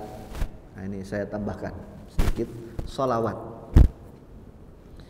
Ada di dalam Al-Qur'an ayat yang sering kita dengar, innallaha wa malaikatahu yusalluna 'alan nabi ya ayyuhalladzina amanu shallu 'alaihi wa sallimu taslima. Allah bersalawat, malaikat bersalawat kepada nabi. Hai orang yang beriman, bersalawatlah kalian. Berarti Allah bersalawat, malaikat bersalawat, kita disuruh bersalawat. Artinya manusia juga bersalawat. Apakah sama salawatnya Allah dengan salawatnya kita, atau ada perbedaan? Apa sesungguhnya hakikat salawat Allah, salawat malaikat, dan salawat manusia? Salawat Allah, kata para ulama, adalah sana'un minhu alaih. Salawat Allah itu maksudnya Allah memuji dan merahmati orang tersebut. Memujinya di mana? Memujinya Allah di hadapan para malaikat. Jadi kita dipuji oleh Allah di hadapan para malaikatnya. Jadi orang yang sabar dipuji oleh Allah di hadapan para malaikat, dan plus mendapatkan rahmat, mendapatkan hidayah dari Allah Subhanahu wa taala. Itu salawatnya Allah. Salawat malaikat bagaimana? Salawat malaikat bahwa malaikat memuji-muji di kalangan para malaikat, dan mereka mendoakan supaya kita mendapatkan rahmat, supaya Nabi mendapatkan rahmat dari Allah Subhanahu wa taala.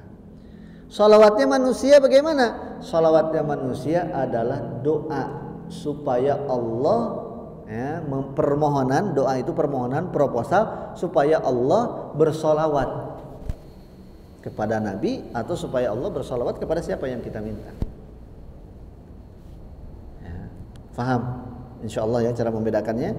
Ya, jadi salawat itu kalau dari Allah bentuknya adalah pujian, ya, dan kasih sayang. Allah memuji seseorang, Nabi atau hambanya yang lain, yang di hadapan para malaikat. Kalau salawat malaikat adalah pujian dan sekaligus proposal kepada Allah supaya Allah memuji seseorang, dalam hal ini Nabi, misalnya dalam ayat tadi. Kemudian kalau salawat dari manusia adalah proposal, permohonan dari kita kepada Allah supaya Allah memuji, melakukan, supaya Allah melakukan salawat. Apa tadi salawat Allah? Memuji, merahmati, dan memberikan kenikmatan. Ya, jadi itu bedanya. Makanya ketika kita bersalawat kepada Nabi, apa yang kita baca? Allahumma sholli ala Muhammad. Ya Allah, bersalawatlah kepada Nabi Muhammad. Ya, bukan kita yang memuji Nabi Muhammadnya, tapi kita memohon kepada Allah supaya Allah melakukan itu. Ya. Nah, di sini orang yang sabar akan mendapatkan salawat dari Allah. Jadi yang dapat salawat dari Allah bukan hanya Nabi, hamba-hambanya pun dapat. Di antaranya adalah orang yang sabar. Nah, dalam ayat ini, ulaika alaihim salawatun mir rabbihim, orang-orang yang sabar itu akan mendapatkan salawat dari Rabb mereka, dari Allah Subhanahu wa taala. Sana'un minallahi alaihim, akan mendapatkan pujian dari Allah Subhanahu wa taala. Wa rahmah, dan akan mendapatkan rahmat. Ya. Kata Imam Sa'id ibn Jubair, rahmat itu adalah seseorang dijauhkan dari siksanya Allah Subhanahu wa taala. Ya, mendapatkan kasih sayang. Jadi dia terselamatkan dari segala bentuk siksa dari Allah Subhanahu wa taala. Selamat dia. Wa ulaika humul muhtadun, dan mereka akan mendapatkan hidayah. Hidayah. Umar bin Khattab radhiyallahu taala anhu mengatakan, sebaik-baiknya kenikmatan adalah dua nikmat ini. yang Allah Subhanahu wa taala berikan kepada orang yang sabar. Ulaika alaihim salawatun mir rabbihim wa rahmah. Jadi sebaik-baiknya balasan yang Allah Subhanahu wa taala berikan adalah ketika seseorang itu mendapatkan salawat dan mendapatkan rahmat.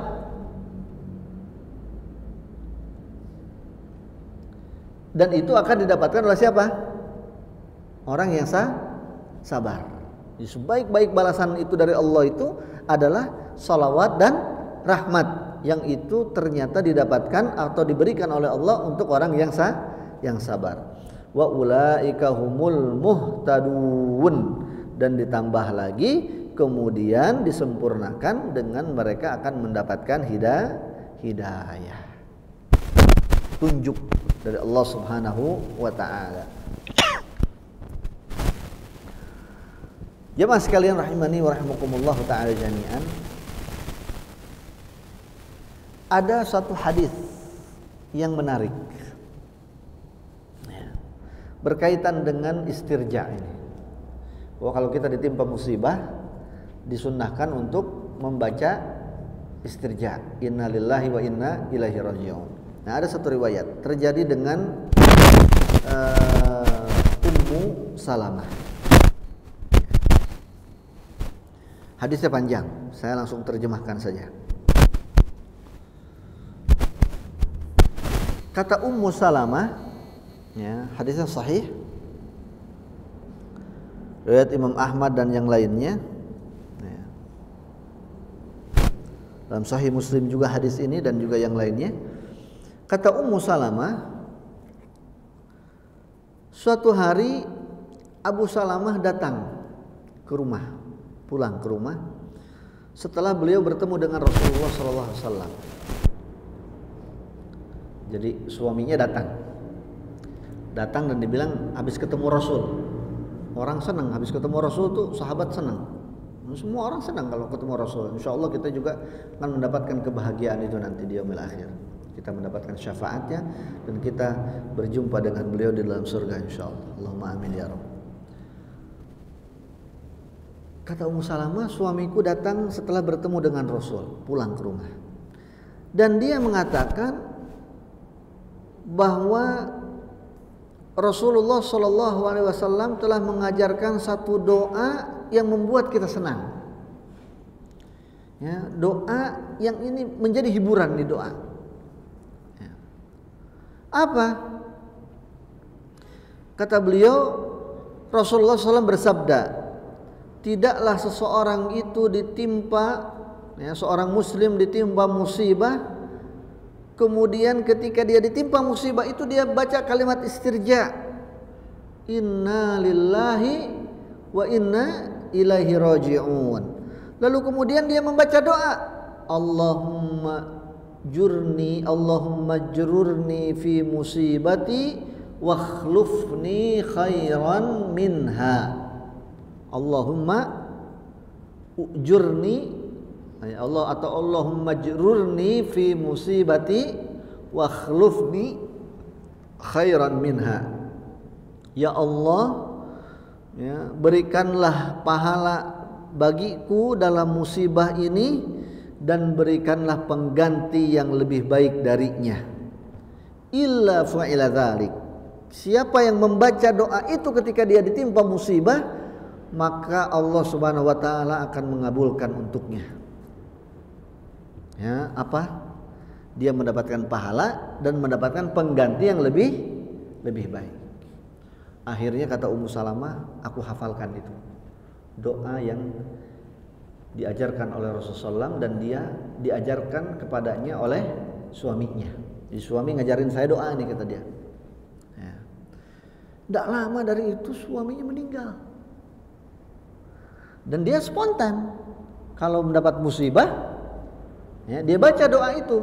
Dia baca inna lillahi wa inna ilaihi raji'un. Ya Allah, aku ini adalah milikmu dan semuanya kembali kepadamu ya Allah. Allahumma jurni fi musibati wa khlufni khairan minha. Ya Allah, berikanlah aku pahala dari musibahku ini. Dia ditinggal oleh suaminya, wa khlufni khairan minha, dan berikanlah aku pengganti yang lebih baik darinya. Ketika dia membaca doa yang bagian terakhir itu dia tertegun, katanya, aku tertegun. Duh, dan berikanlah pengganti yang lebih baik darinya. Siapa nanti suami saya? Laki-laki yang lebih baik dari Abu Salamah, kata dia gitu. Wah, dia tertegun. Ya, jadi habis doa baru dia sadar. Berarti dia meminta pengganti suami, kan? Ya, karena musibahnya ditinggal suami. Maka dia tertegun, kata dia.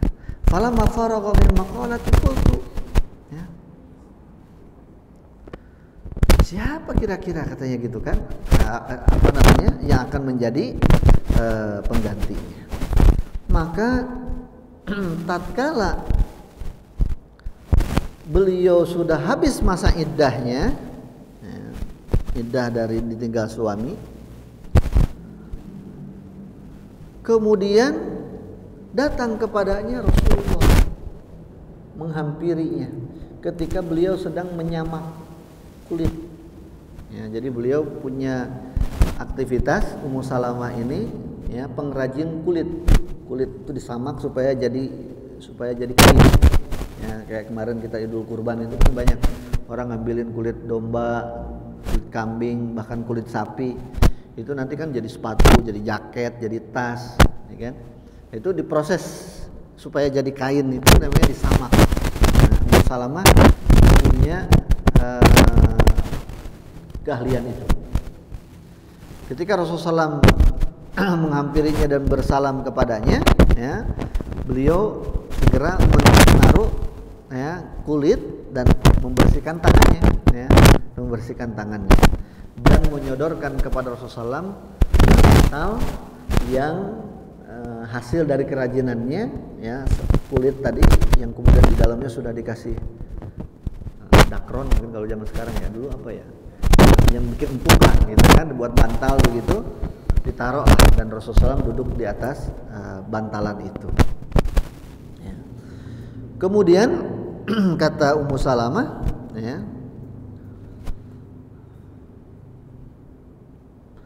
lalu Rasulullah SAW menyampaikan maksud dan tujuan dia mampir ke situ, ya, bahwa beliau, ya, melamarnya, ya, Ummu Salamah, ya, melamar Ummu Salamah, mengkhitbah, ya, mengkhitbah Ummu Salamah. Tentu ini kejadiannya bukan berdua Rasulullah dengan Ummu Salamah, ya, diantar dengan sahabat-sahabat yang lain. Ya. Ketika Rasulullah SAW sudah menyampaikan maksudnya, Ummu Salamah bingung. Kata dia, saya bingung, antara senang mungkin, ya, sama bingung. Loh, ini Rasulullah ini. Kata dia, wahai Rasul, kenapa engkau tertarik kepadaku? Ya. Aku ini seorang wanita yang pencemburu, ya, posesif, ya, pencemburu berat, ya, orangnya posesif. Saya khawatir nanti kalau kita sudah menikah, saya melakukan hal-hal yang membuat Allah Subhanahu wa taala murka. Ntar malu-maluin engkau wahai Rasul, kurang lebih gitulah. Nah, saya takut nanti nggak layak mendampingimu. Ya. Dan aku ini juga seorang wanita yang sudah nggak muda lagi wahai Rasul. Usianya udah usia senja. Tambah lagi saya punya anak banyak yang harus saya yang ya masih harus diberikan perhatian dan biaya, yang butuh biaya. Artinya ini nanti membebanimu wahai Rasul. Maka apa kata Rasulullah? Apa 3 poin yang engkau sampaikan tadi itu? Yang pertama, engkau pencemburu, mudah-mudahan Allah akan menghilangkan rasa itu darimu, yang berlebihan itu. Karena Allah yang maha membolak-balik hati. Adapun yang kau sebutkan bahwa usiamu tidak muda lagi, sama kata Rasul, saya juga udah menuju senja. Sedangkan anak-anakmu sesungguhnya nanti kalau kita menikah akan menjadi anak-anakku juga, maka akan menjadi tanggung jawab bersama. Ya. Maka ketika jawabannya itu dari Rasulullah SAW, qalat, ya, Ummu Salamah mengatakan, Kalau begitu, bagaimana baiknya saja menurut engkau wahai Rasul? Ya. Nah, ini kalau perempuan kan begitu bahasanya, ya. Tidak susah untuk pakai terus terang. Ya. Maka kemudian dinikahilah oleh Rasulullah Sallallahu Alaihi Wasallam. Maka kata Ummu Salamah, abdalani Allahu bi Abi Salamah khairan minhu, yakni Rasulullah. Maka doaku dikabul.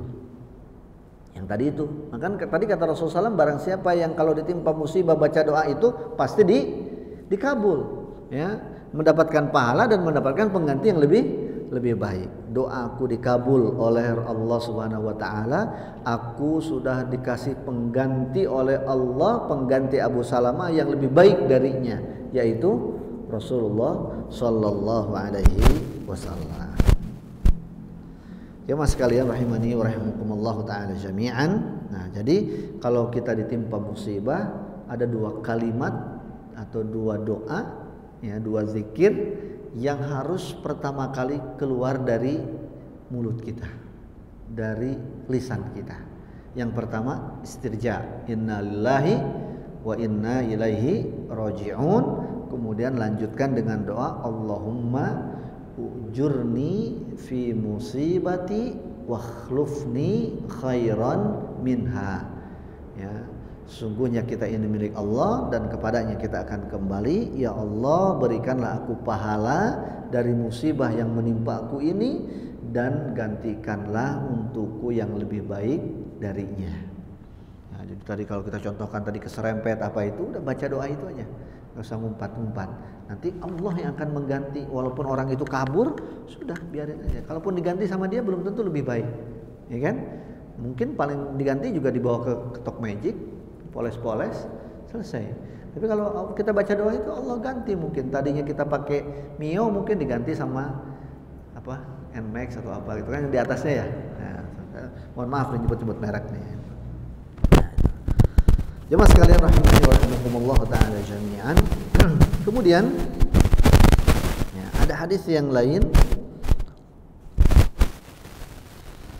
Ini hadis juga diriwayatkan oleh Imam Ahmad.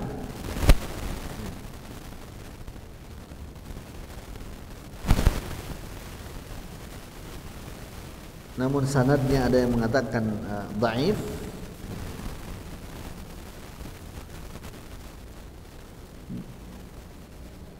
Dari Al-Husain ibn Ali radhiyallahu taala anhu, Nabi SAW bersabda, "Ma min muslimin wala muslimatin yusabu bi musibatin fayadhkuruha wa in tala ahduha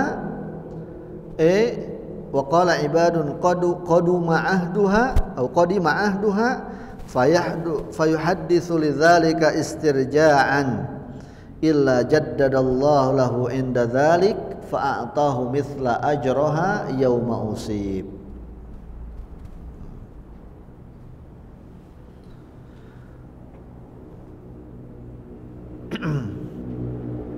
Barang siapa atau tidaklah seorang muslim laki-laki dan ataupun perempuan ditimpa sebuah musibah di masa yang lalu, nah, kemudian dia ingat lagi, lalu dia perbaharui ketika dia ingat itu istirja'nya, kata-kata yang tadi itu dia ucapin lagi, inna lillahi wa inna ilaihi raji'un, padahal udah dulu nih musibahnya, ya dia ingat nih, lagi bengong, lagi ngelamun, kepikiran lagi, keinget lagi, dia baca lagi inna lillahi wa inna ilaihi raji'un. Seperti ketika itu dia baca Allahumma jurni fi musibati wa khlufni khairan minha, maka Allah Subhanahu wa taala akan memperbaharui lagi balasannya ketika itu, seperti dia mendapatkan balasan ketika kejadian itu terjadi. Jadi double-double pahalanya, ya, double-double pahalanya.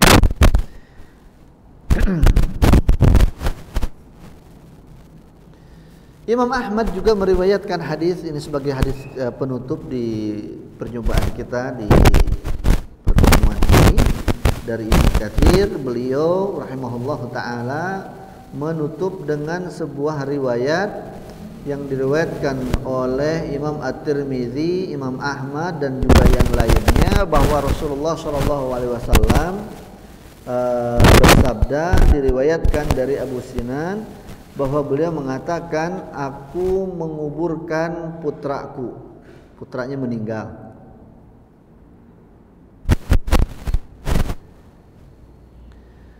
Ketika aku sedang menguburkan di liang lahat itu, Abu Talha berkata kepadaku, ala ubashiruka, ya, mau nggak aku kasih kabar gembira? Qala bala, iya mau. Ya, jadi sedang di liang lahat nih, sedang nurunin, mau lagi nguburin. Ya, siapa tadi? Abu Sinan. Kemudian Abu Talha ikut di dalamnya dan dia bilang, kabar gembira untukmu. Mau nggak aku kasih tahu kabar baik? Oh iya, ada apa katanya gitu. Kata dia, haddatsani Dhahhak ibn Abdurrahman ibn Arzab atau Irzab an Abi Musa al-Ash'ari radhiyallahu taala anhu. Telah mengabarkan kepadaku Ad-Dhahhak bin Abdurrahman dari Abu Musa al-Ash'ari, dari sahabat Abu Musa. Beliau mengatakan bahwa Rasulullah SAW bersabda, qala Allah Ta'ala berfirman, di hadis qudsi, ya malakal maut, qabadta walada abdi, qabadta qurrata ainihi wa thamarata fuadih. Qala na'am. Kata Rasulullah SAW, Allah Ta'ala berfirman kepada malaikat maut. Allah bertanya, wahai malaikat pencabut nyawa, malaikat maut, apakah engkau baru saja telah mencabut nyawa anak hambaku, ya, nyawa seorang anak dari hambaku? Apakah engkau baru saja telah mencabut, ya, pelipur lara dan buah hati dari hambaku? Kata malaikat maut, iya ya Allah. Qala fama qala, ketika engkau mencabut nyawanya itu, apa yang diucapkan sama bapaknya? Ya. Dia bilang apa? Qala hamidaka wastarja.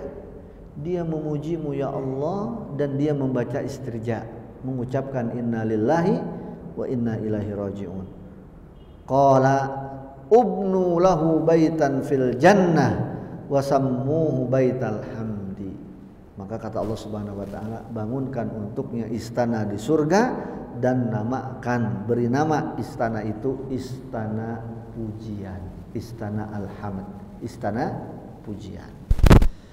Jadi jamaah sekalian rahimani wa rahimakumullah ta'ala jami'an, kalau kita ditinggal orang yang menjadi kekasih kita, menjadi orang yang kita cintai, orang terdekat dengan kita, ya, maka harus tetap kita hadapi dengan kesabaran, dengan tetap memuji Allah, alhamdulillah ala kulli hal, lalu membaca innalillahi wa inna ilaihi raji'un, ya, dan Allahumma jurni fi musibati wa khlufni khairan minha. Maka barang siapa yang membaca seperti itu, pahalanya tadi, ya, pasti dikabulkan doanya, itu akan mendapatkan pengganti, dan di dalam hadis yang terakhir ini dia akan mendapatkan rumah atau istana di surga. Semoga kita semuanya oleh Allah Subhanahu wa taala diberikan anugerah kesabaran di dalam menghadapi segala macam ujian di dalam kehidupan ini, di dalam menghadapi melaksanakan ketaatan kepada Allah dan menjauhkan diri kita dari bermaksiat kepadanya,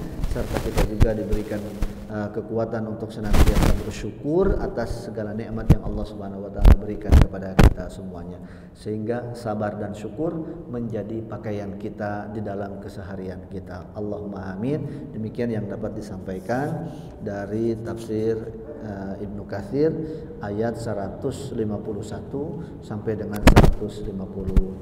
Barakallahu fikum.